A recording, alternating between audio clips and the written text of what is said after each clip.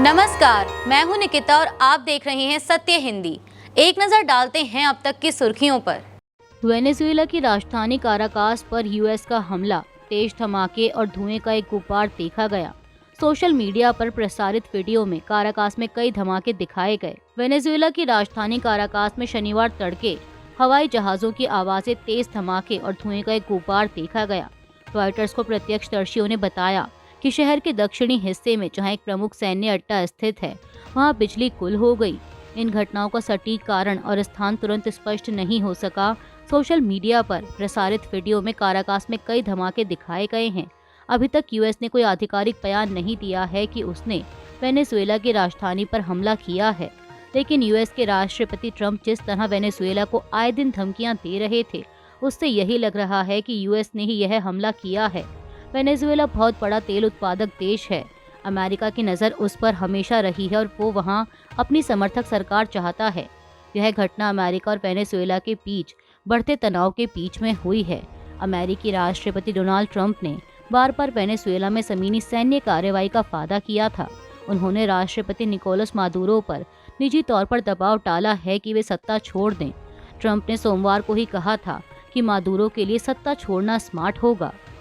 अमेरिकी हमले के बीच वेनेजुएला में आपातकाल लागू। वेनेजुएला ने अमेरिका के सैन्य आक्रमण को नामंजूर करते हुए इसकी कड़ी निंदा की। इस हमले का उद्देश्य यूएस द्वारा देश के तेल और खनिजों पर कब्जा करना है। वेनेजुएला ने अमेरिका के सैन्य आक्रमण को नामंजूर करते हुए इसकी कड़ी निंदा की है। देश में आपातकाल घोषित कर दिया गया है। सरकारी बयान में कहा गया कि काराकास के अलावा मिरांडा, अरागुआ और ला गुएरा राज्यों में हमले हुए, जिसके चलते राष्ट्रपति निकोलस मादुरो ने राष्ट्रीय आपातकाल घोषित कर रक्षा बलों को तैनात कर दिया। वेनेजुएला सरकार ने अपने बयान में कहा कि इस हमले का उद्देश्य यूएसए द्वारा देश के तेल और खनिजों पर कब्जा करना है। इसमें यह भी कहा गया है कि अमेरिका इन संसाधनों को हासिल करने में सफल नहीं होगा। मादुरो ने पूरे देश में बाहरी उथल-पुथल की स्थिति घोषित करने वाले आदेश पर हस्ताक्षर किए और उसे तत्काल लागू करने के निर्देश दिए हैं। उन्होंने सभी राष्ट्रीय रक्षा योजनाओं को समय और परिस्थितियों के अनुसार लागू करने को कहा है। साथ ही सरकार ने देश की सभी सामाजिक और राजनीतिक शक्तियों से अपील की है कि वे लामबंदी योजनाओं को सक्रिय करें और इस कथित साम्राज्यवादी हमले की कड़ी निंदा करें। ट्रंप का दावा, काराकास हमलों के बाद मादुरो और उनकी पत्नी को अमेरिकी सेना ने पकड़ा। ट्रंप ने social media platform truth social पर दी जानकारी।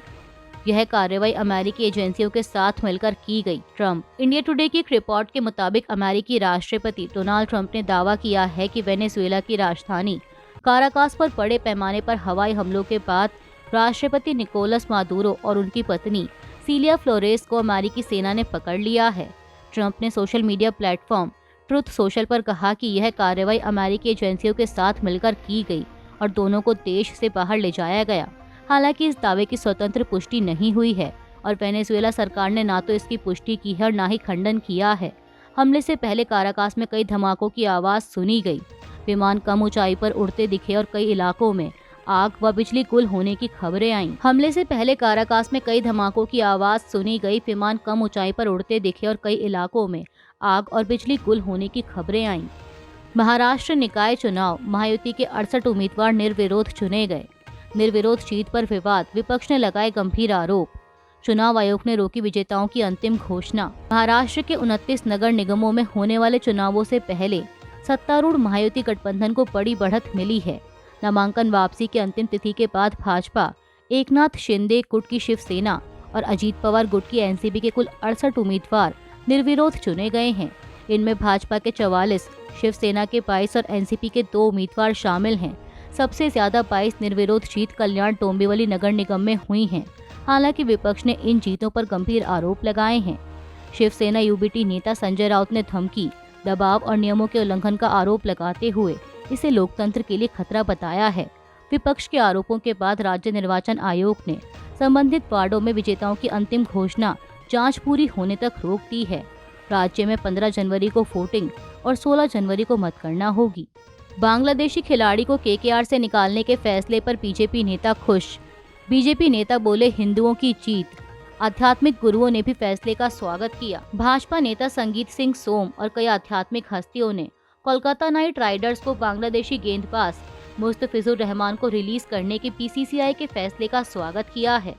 मुस्तफिजुर के चयन को लेकर विरोध तब शुरू हुआ था जब भारत बांग्लादेश के संबंधों में तनाव और बांग्लादेश में हिंदुओं पर कथित हमलों की खबरें सामने आईं। विरोध के बाद बीसीसीआई ने केकेआर को खिलाड़ी को रिलीज करने का निर्देश दिया। संगीत सोम ने इसे हिंदुओं की जीत बताते हुए कहा कि देश के करोड़ों सनातनियों की भावनाओं को नजरअंदाज नहीं किया जा सकता। यूपी के मंत्री नरेंद्र कश्यप ने भी फैसले की सराहना की। वहीं आध्यात्मिक गुरु देवकी नंदन ठाकुर ने बीसीसीआई को धन्यवाद देते हुए शाहरुख खान की चुप्पी पर सवाल उठाए। इस पूरे मामले ने खेल और राजनीति को लेकर नई बहस छेड़ दी है। मुस्तफिजुर विवाद पर शशि थरूर बोले, खेल को राजनीति से ना जोड़ें। बांग्लादेश मुद्दे पर थरूर की दो टूक, क्रिकेट अलग कूटनीति अलग। शशि थरूर ने पूछा, खिलाड़ी का राजनीति से क्या लेना देना। कांग्रेस सांसद शशि थरूर ने शुक्रवार को कहा कि क्रिकेट को बांग्लादेश में अल्पसंख्यकों पर हो रहे हमलों से नहीं जोड़ा जाना चाहिए। यह प्रतिक्रिया उन्होंने आईपीएल नीलामी में कोलकाता नाइट राइडर्स द्वारा बांग्लादेशी क्रिकेटर मुस्तफिजुर रहमान के चयन को लेकर हुई आलोचना पर दी। थरूर ने कहा कि खेल पर राजनीतिक और कूटनीतिक मुद्दों का बोझ नहीं डाला जाना चाहिए और कुछ क्षेत्रों को एक दूसरे से अलग रखना जरूरी है। उन्होंने स्पष्ट किया कि मुस्तफिजुर रहमान एक खिलाड़ी हैं और उनका बांग्लादेश में हो रही घटनाओं से कोई सीधा संबंध नहीं है। थरूर ने कहा कि भारत सरकार बांग्लादेश से अल्पसंख्यकों की सुरक्षा को लेकर वार्ता कर रही है और यह प्रक्रिया जारी रहनी चाहिए, लेकिन खेल बहिष्कार से कोई सकारात्मक या रचनात्मक उद्देश्य पूरा नहीं होगा। उन्होंने जोर देकर कहा कि ऐसे मामलों में राजनीति को खेल से दूर रखा जाना चाहिए। बीसीसीआई के निर्देश पर केकेआर ने मुस्तफिजुर रहमान को रिलीज किया। बांग्लादेशी गेंदबाज मुस्तफिजुर का आईपीएल 2026 से बाहर होना विवादित। मुस्तफिजुर को दिसंबर 2025 में आईपीएल 2026 मिनी ऑक्शन में 9.20 करोड़ रुपए में खरीदा गया था। कोलकाता नाइट राइडर्स ने भारतीय क्रिकेट कंट्रोल बोर्ड यानी बीसीसीआई के निर्देश के बाद आईपीएल 2026 सीजन से पहले बांग्लादेश के तेज गेंदबाज मुस्तफिजुर रहमान को टीम से रिलीज कर दिया है। केकेआर ने आधिकारिक बयान में कहा कि यह फैसला बीसीसीआई आईपीएल के रेगुलेटर के रूप में दिए गए निर्देश के तहत उचित प्रक्रिया और सलाह के बाद लिया गया। बीसीसीआई सचिव देवजीत सैकिया ने पुष्टि की कि हालिया घटनाक्रमों को देखते हुए फ्रेंचाइजी को यह कदम उठाने को कहा गया था और रिप्लेसमेंट खिलाड़ी की भी अनुमति दी गई है। बता दें कि मुस्तफिजुर को दिसंबर 2025 में आईपीएल 2026 मिनी ऑक्शन में 9.20 करोड़ रुपए में खरीदा गया था। हालांकि बांग्लादेश में हिंदू अल्पसंख्यकों पर कथित हमलों और राजनीतिक व धार्मिक संगठनों के विरोध के बाद यह चयन विवादों में आ गया। बीजापुर सुकमा मुठभेड़, 14 माओवादी ढेर हथियार बरामद। छत्तीसगढ़ में माओवादी सर्च ऑपरेशन जारी। देवा बारसे समेत 20 माओवादियों ने आत्मसमर्पण किया। छत्तीसगढ़ के माओवाद प्रभावित बीजापुर और सुकमा जिलों में सुरक्षा बलों और संदिग्ध माओवादियों के बीच हुई दो अलग अलग मुठभेड़ों में कम से कम 14 माओवादियों के मारे जाने का दावा किया गया है। पुलिस के अनुसार बीजापुर में 2 और सुकमा में 12 शव बरामद किए गए, जबकि संख्या बढ़ने से इनकार नहीं किया गया है। बस्तर के आईजी सुंदरराज पी ने बताया, पुलिस के अनुसार बीजापुर में 2 और सुकमा में 12 शव बरामद किए गए हैं, जबकि संख्या बढ़ने से इनकार नहीं किया गया। बस्तर के आईजी सुंदरराज पी ने बताया कि पुख्ता खुफिया सूचना के आधार पर दक्षिण बस्तर क्षेत्र में डिस्ट्रिक्ट रिजर्व गार्ड की टीमों ने सर्च ऑपरेशन शुरू किया था। बीजापुर में सुबह करीब 5 बजे और सुकमा में 8 बजे से रुक रुक कर फायरिंग हुई। मुठभेड़ स्थल से AK-47, इंसास राइफल और SLR जैसे हथियार भी बरामद किए गए हैं। सर्च ऑपरेशन अभी जारी है। इसी बीच चर्चित माओवादी नेता देवा बारसे ने लगभग 20 साथियों के साथ हैदराबाद में आत्मसमर्पण किया है। पिछले 2 वर्षों से माओवादियों के खिलाफ अभियान तेज है और केंद्रीय गृह मंत्री अमित शाह ने 31 मार्च तक माओवादी आंदोलन खत्म करने की समय सीमा तय की है। अभी के लिए इतना ही। बाकी की देश दुनिया की बड़ी खबरों के लिए जुड़े रहिए सत्य हिंदी के साथ। Copyright disclaimer under Section 107 of the Copyright Act 1976. Allowance is made for fair use for purposes such as criticism, comment, news reporting, scholarship, and research. Fair use is a use permitted by copyright statute that might otherwise be infringing.